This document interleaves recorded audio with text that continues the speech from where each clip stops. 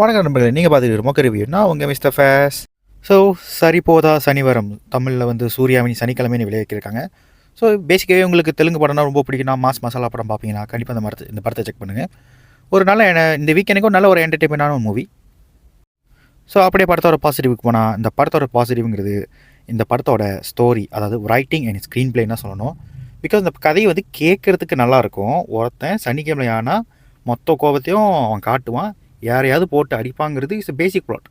But அதை எழுதுகிற விதத்துலையும் அதை ஸ்க்ரீன் பண்ண விதத்திலும் தான் இந்த படத்தை வந்து நம்மளை பார்க்க வைக்குது. ஆக்சுவலி இது ஒரு ஸ்க்ரீன் பிளே கொஞ்சம் சொதப்பியிருந்தால் கூட இந்த படம் ஒரு லிட்டில் பில் ஒரு கிரிஞ்சாவோ இல்லை ரொம்ப போரிங்கான படமாக இருக்கிறதுக்கு சான்ஸ் இருக்குது. பட் எந்த விதமான கிரிஞ்சு சீனோ ரொம்ப போர் அடிக்காமல் முடிஞ்ச வரைக்கும் டீசெண்டாகவே கொண்டு போனாங்க. செகண்ட் ஹாஃப்லாம் கிட்டத்தட்ட ஜெட்டு வேகத்தில் போக ஆரம்பிச்சிருது இந்த படம். ஒரு ஃபஸ்ட் ஹாஃபுங்கிறது ஒரு டீசெண்டாகவும், செகண்ட் ஹாஃபுங்கிறது வேகமாகவும் இருக்கும். கிளைமேக்ஸுங்கிறது ஓரளவு ஓகேவான ஒரு கிளைமேக்ஸ் தான் இந்த படத்துக்கு கொடுத்துருக்காங்க. எகெயின் இந்த படத்தோட ஸ்டோரிங்கிறது ஒரு கேட் அண்ட் மவுஸ் கேம் தான், கேட்டு பழக்கப்பட்ட ஸ்டோரி தான். பட் அதை அழகாக எழுதி கொண்டு போன விதத்தில் இந்த படம் நான் ஜெயிச்சிருதுன்னு சொல்லலாம். ஏன்னா கதையாக கேட்க நல்லா இன்ட்ரெஸ்டிங்காக இருந்தாலும், பட் அதோட ஸ்க்ரீன் பிளேவும் ரைட்டிங்கும் கரெக்டாக இல்லைனா கண்டிப்பாக அந்த படம் கிரிஞ்சி தான், கன்ஃபார்ம் கிரிஞ்சி தான்.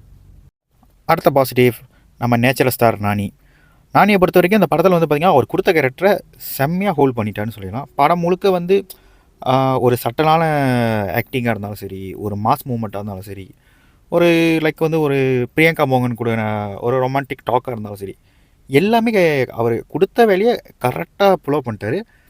பார்க்க போனால் எந்த ஒரு இடத்துலையுமே வந்து மச்சான் ஒரு எனர்ஜெட்டிக்கான நடிப்பு. எங்கெங்கே எந்தெந்த இடத்துக்கு எக்ஸ்ப்ரெஷன் கொடுக்கணுமோ அந்தந்த இடத்துக்கு கரெக்டாக ஃபாலோ பண்ணிட்டாரு. ஸோ இவர் இந்த படத்தில் ஒரு முக்கியமான பாசிட்டிவ். சில எமோஷனல் போர்ஷனில் வந்து இந்த மனுஷன் நல்லாவே ஸ்க்ரோல் பண்ணுறான்னு சொல்லலாம். லிட்ரலி நல்லா இருக்குது. அவரோட அந்த எமோஷனல் மூமெண்டம்ங்கிறது நல்லா ஒர்க் ஆகிருக்கு. அந்த சீன் எக்ஸிக்யூட் பண்ண விதத்துலையும் சரி, இவரோட நடிப்புக்கு வந்து அது நல்லாவே எடுத்து கொடுத்துருக்குன்னு சொல்லலாம். ஸோ நல்லா இருந்துச்சு. நாளைக்கு அப்புறம் நான் தூக்கி சாப்பிட்றேன் யார், நம்ம நடிப்பு அரக்கன் எஸ்.ஜே. சூர்யா சொன்ன மாதிரியே ஒரு நடிப்பு அரக்கந்தாங்க. இந்த வாட்டி இந்த படத்தில் வந்து சைக்கோ அரக்கனாக மாறிட்டார் போல். பாட்டாக முழுக்கங்க இந்த படம் வந்து பாதி நானி வந்து அவர் ஹோல்ட் பண்ணுறாருன்னா, பாதி எஸ்.ஜே. சூர்யா தான் ஹோல்ட் பண்ணுறாரு. கிட்டத்தட்ட ஃபஸ்ட் ஹாஃபில் ஒரு ஐ திங்க் ஒரு 30 to 40 மினிட்ஸ் அங்கிட்டு தான் அந்த மனுஷன் வந்து வருவார். அங்கேருந்து கடைசி வரைக்கும் பார்த்திங்கன்னா இந்த மனுஷன் வர சீன் எல்லாமே வந்து பார்த்திங்கன்னா அவ்வளோ கூஸ் பம்பாக இருக்குது. அதாவது ஒரு வில்லன் சேம் டைம் வந்து அதில் கொஞ்சம் ஹியூமரும் இருக்கும், அதிலே கொஞ்சம் அவருக்குன்னு சில பக்கங்கள் இருக்கும். அதெல்லாம் வந்து சூப்பராகவே அவர் எக்ஸிக்யூட் பண்ணியிருந்தார். சில சீன்லாம் பார்க்கும்போது என்ன தோணுன்னா, எப்படி நடிக்கலாம் அந்த மனுஷன் படத்துக்கு படம் அப்படின்னு தோணும். But overall S J. சூர்யா அந்த படத்துக்கு ஒரு மிகப்பெரிய பாசிட்டிவ் பாயிண்ட்ஸ். ஆக்சுவலி அவரால் தான் அந்த படமே நீங்கள் பார்ப்பீங்கன்னு கூட சொல்லலாம். உங்களுக்கு எஸ்.ஜே. சூர்யா பிடிக்குன்னா அவருக்காகவே இந்த படத்தை இங்கே தாராளமாக ட்ரை பண்ணலாம். மற்றபடி பிரியங்கா மோகன் அவங்க தான் இந்த படத்துக்கு அவங்க கொடுத்த கேரக்டர் கரெக்டாக பண்ணிட்டாங்க சொல்லலாம். பெருசாக அவங்களுக்கு எப்படி சொல்கிறது, அவங்க ஒரு லைக் அந்த கதையோட ஒரு கனெக்டிங் ஃபேக்டராக தான் அவங்கள யூஸ் பண்ணியிருக்காங்க. ஆக்சுவலி நல்லா ஒர்க் ஆகிடுச்சுன்னு சொல்லலாம். ரொம்ப பேடெல்லாம் பண்ணலை, கொடுத்த ரோலை கரெக்டாக பண்ணிட்டாங்க. என்ன அவங்கள போலீஸ் ட்ரெஸ்ஸோடு பார்க்கும்போது அந்த செட் ஆகலையோன்னு தோணுச்சு. அது மட்டும் தான் கொஞ்சம் உறுத்தலாக இருந்துச்சு. மற்றபடி ஷீ டிட் வெல். அண்ட் படத்தில் நடித்த எல்லா கேரக்டரும் எல்லா கதாபாத்திரமும் நான் கொடுத்த வேலை கரெக்டாக செஞ்சுட்டாங்க. அவங்களுக்கான ஸ்பேஸுங்கிறது கரெக்டாகவே யூஸ் பண்ணிக்கிட்டாங்க. முடிஞ்ச வரைக்கும் யாருமே மோசமாகவும் நடிக்கலை, அதே சமயத்தில் ஓவர் டியூ பண்ணி நடிக்கலை. ஒரு சில இடங்கள் மேபி தெரியலாம், பட் அந்தளவுக்கு பேடாக இல்லை. எந்த ஒரு இடத்துல படத்துக்கு ட்ராக் பண்ணுற மாதிரி எந்த ஒரு விஷயமும் இல்லை. ஸோ அது வரைக்கும் ஓகே. ஸோ கொடுத்த வேலையை எல்லாரும் கரெக்டாக பண்ணிட்டாங்க. ஸோ அடுத்த பாசிட்டிவாக படத்தோட music director Jakes Vijay. So இதுக்கு முன்னுக்கு ஒரு பார்த்திங்கன்னா கிங் ஆஃப் கோதாஸ் நம்ம துல்கர் நடித்தார் அந்த படம், போர் தொழில், இந்த மாதிரி படம்லாம் மியூசிக் போட்டிருக்காரு. ஸோ இந்த படத்துக்கும் சாங்ஸை பொறுத்த வரைக்கும் பெருசாக கனெக்ட் ஆகலை. பட்டு படத்தோட பேக்ரவுண்ட் ஸ்கோருங்கிறது நல்லாவே பண்ணியிருந்தார். ஒவ்வொரு சீனையும் கரெக்டாக பார்த்து பண்ணியிருக்காரு மனுஷன். சாங்ஸ் மட்டும் தான் கனெக்ட் ஆகலை. மேபி தெலுங்கில் பார்த்தா மேபி உங்களுக்கு கொஞ்சம் கனெக்ட் ஆக சான்ஸ் இருக்குது. எனி தெலுங்கு ஆடியன்ஸ் பாட்டு நல்லாக்கா கொஞ்சம் கமெண்ட் பண்ணிட்டு போங்க. ஸோ தமிழை பொறுத்த வரைக்கும் பாட்டு எனக்கு சரியாக கனெக்ட் ஆகலை. பட் படத்தோட பேக்ரவுண்ட் ஸ்கோருங்கிறது தீம் மியூசிக்குங்கிறது பக்காவாக இருந்துச்சு. ஸோ அந்த படத்துக்கு இதுவும் ஒரு ப்ளஸ் பாயிண்ட் தான் சொல்லலாம். ஸோ படத்தோட சினிமாட்டோகிராஃபி ரொம்பவே நல்லா இருந்துச்சு. முடிஞ்ச வரைக்கும் சில இடங்கள் செட்டுன்னு இது பார்க்குறதுக்கு தெரிஞ்சாலும் அதை கதையோட ஓட்டத்துக்கு மறக்கடிக்கிற அளவுக்கு சினிமாட்டோகிராஃபி நல்லாவே பண்ணியிருந்தாங்க. ஸோ படத்தோட லைட்டிங், ஹார்ட் ஒர்க் எல்லாமே ரொம்பவே நல்லா இருந்துச்சு. படத்தோட ஸ்டண்ட்டுங்கிறது ஒரு முக்கியமான பாசிட்டிவ் பாயிண்ட்ஸாக சொல்லியே ஆகணும். படத்தோட முக்கியமான ஸ்டண்ட்டுங்கிறது அந்த இன்டர்வல் பேங்கில் வர ஒரு ஸ்டண்ட் சீனாக இருக்கணும். வீட்டுக்குள்ளே ஒரு ஃபைட்டு வரும், ரொம்பவே இன்ட்ரெஸ்டிங்காக கோரியோகிராஃபி பண்ணியிருந்தாங்க. அண்ட் கிளைமேக்ஸ் ஃபைட் ஒரு அவெஞ்சர்ஸ் அசம்பிளி ஸ்டைலில் ஒரு பண்ணியிருந்தாங்க, பார்க்க ரொம்ப நல்லாவே இருந்துச்சு. ஸோ ஃபைட் சீனுங்கிறது இந்த படத்துக்கு வந்து எந்த ஒரு இடத்துல ரெப்பட்டிவாக இல்லை. சில ஃபைட் சீன் மேபி கொஞ்சம் கேட்சியாக இல்லாமல் இருக்கலாம், but most of the fight scene வந்து நல்லாவே. ஸ்டண்ட்டு பொறுத்த வரைக்கும் பார்த்தீங்கன்னா சும்மா அவங்கள வந்து ஸ்டன் பண்ணிக்கிட்டே இருக்க மாட்டாங்க. முடிஞ்ச வரைக்கும் ஸ்டோரி ஃபோக்கஸ்டாக கொண்டு போகிறனால ஒவ்வொரு ஸ்டண்ட்டுக்கான பில்டுங்கிறது கரெக்டாக இருந்துச்சு, அதை முடித்த விதமும் கரெக்டாக இருந்துச்சு. ஸோ இவ்வளோ தான் நான் பார்த்த பாசிட்டிவ் பாயிண்ட்ஸ். அடுத்து நெகட்டிவ்கிட்ட போகுமா?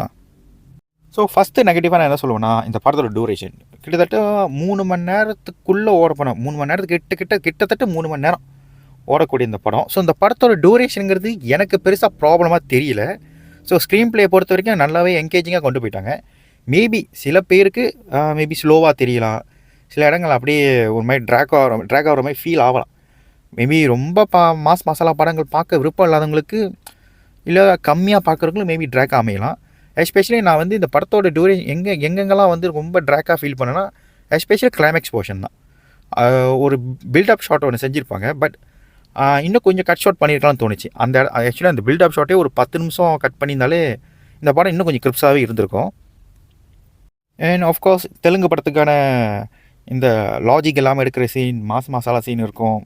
இந்த க்ளீன் ஷேவான் சீன்லாம் வந்து கண்டிப்பாக அந்த படத்தில் நீங்கள் தவிர்க்கவே முடியாது. இருக்குது சில இடத்துல வந்து லாஜிக் எத்தனை கிலோன்னு கேட்குற அளவுக்கு சில விஷயம் பண்ணியிருப்பாங்க. ஜஸ்டிஃபை ரொம்ப ஓவர் டியூலாம் பண்ணலை. ஒரு சில இடங்களில் சில வேலைகள் பார்த்துருப்பாங்க, அது உங்கள் கண்ணுக்கு பச்சையாகவே தெரியும். கதையோட ஓட்டத்தில் மேபி நம்ம அதை கடந்து போயிடுவோமே தவிர கொஞ்சம் பார்த்து பண்ணியிருக்கலாம். முன்னாடி நான் சொன்ன மாதிரி இந்த படத்தோட நெகட்டிவாக நான் பார்க்குறது இந்த கிளைமேக்ஸ் தான். ஸோ கிளைமேக்ஸை பொறுத்த வரைக்கும் என்ன சொல்ல வரேன்னா, இந்த படத்தில் வந்து தெலுங்கு சினிமாவே கொஞ்சம் பில்டப் இருக்க தான் செய்யும். அதே மாதிரி கொஞ்சம் காரம் சாரெல்லாம் போட்டு நல்லா மசாலாலாம் தடவி தூவி அடித்து நம்மளே சை அப்படின்னு சொல்கிற அளவுக்கு கொண்டு போயிடுவாங்க. பட் இந்த படத்தில் வந்து அந்த மாதிரி எதுவுமே அவங்க பண்ணலை. பில்டப்புங்கிறது ஃபஸ்ட்டு ஆரம்பிக்கும் போது நல்லாவே கொண்டு போயிருந்தாங்க. பட் அந்த கிளைமேக்ஸ்க்கு வந்து கொஞ்சம் அவங்க தவிர்த்துருக்கலாங்கிறது தான் என்னோடய ஒப்பீனியனாக இருக்குது. ஏன்னா முடிக்க வேண்டிய இடத்துல கொஞ்சம் இழுக்கிறாங்களோ அப்படிங்கிற ஃபீல் தான் இருந்துச்சு. பட் மற்றபடி ஓவரால் ஓகே. ஸோ இந்த வீக்கெண்டில் ஒரு என்ஜாய் பண்ணக்கூடிய தரமான படம் தான். நீங்கள் ஃபேமிலியோடு போய் பார்க்கலாம். கொஞ்சம் வயலன்ஸ் கொஞ்சம் அதிகமாக தான் இருக்குது, பட் பாருங்கள். எனக்கு தெரிஞ்சு ரொம்ப வல்கராலாம் இல்லை, கொஞ்சம் ஓகே. சில இடங்களில் வந்து மேபி வல்கராக இருக்கலாம். மற்றபடி இந்த படம் ஒரு நல்ல ஒரு என்டர்டெயின்மெண்ட் மூவி, ஒரு நல்ல டைம் பாஸ் மூவி கூட சொல்லலாம்.